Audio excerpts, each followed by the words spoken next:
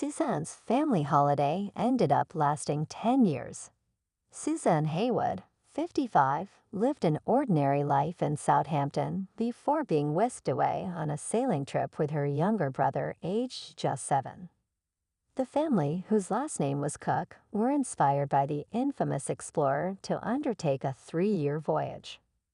Captain Cook's 18th century journey took him through Plymouth, Tenerife, Cape Town, New Zealand, Hawaii, and the Bering Strait via the North American coast.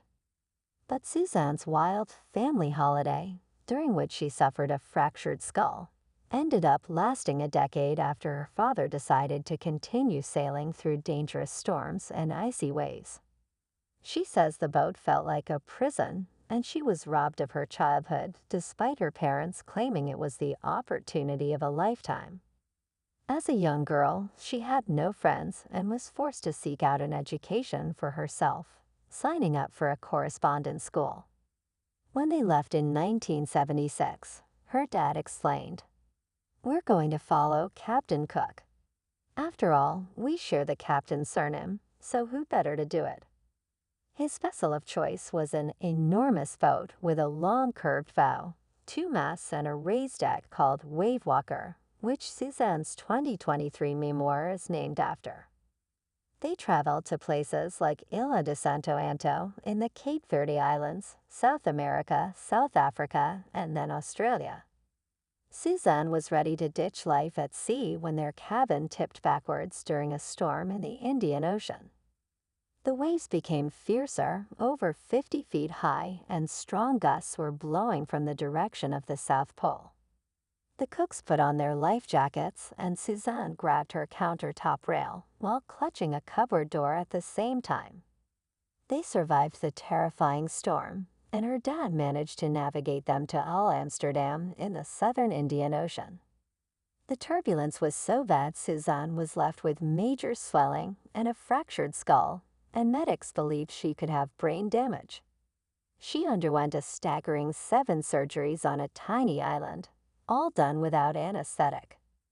Eventually, she managed to escape life at sea when her parents enrolled her and her brother John at a school in New Zealand when they were 16 and 15 years old. Her parents carried on sailing.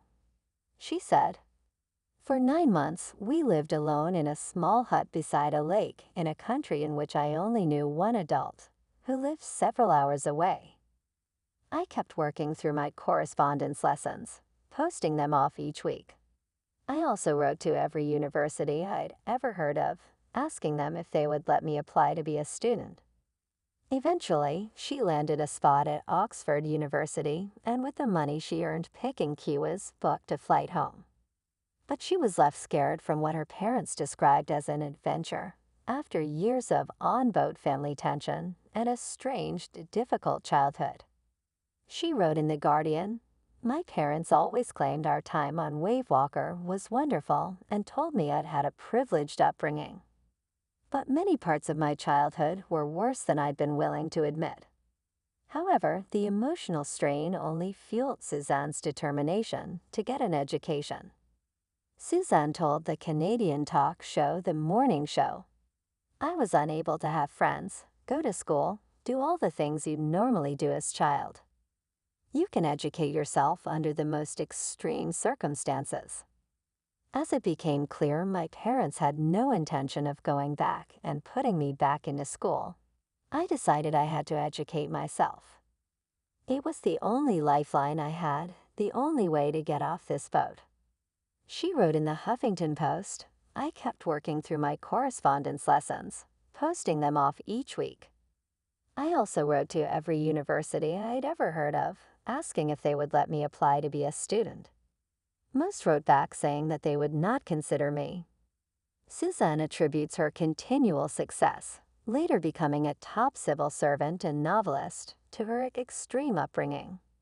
Her hard work paid off, but she struggled with friendship after years of social isolation and reliance on tinned food. She started to thrive socially and academically after her first year at Oxford, and even went on to do a PhD at Cambridge.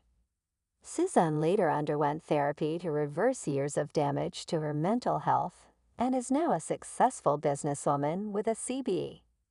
She was married to David Cameron's cabinet secretary, Jeremy Haywood, before he died and had 3 children with him.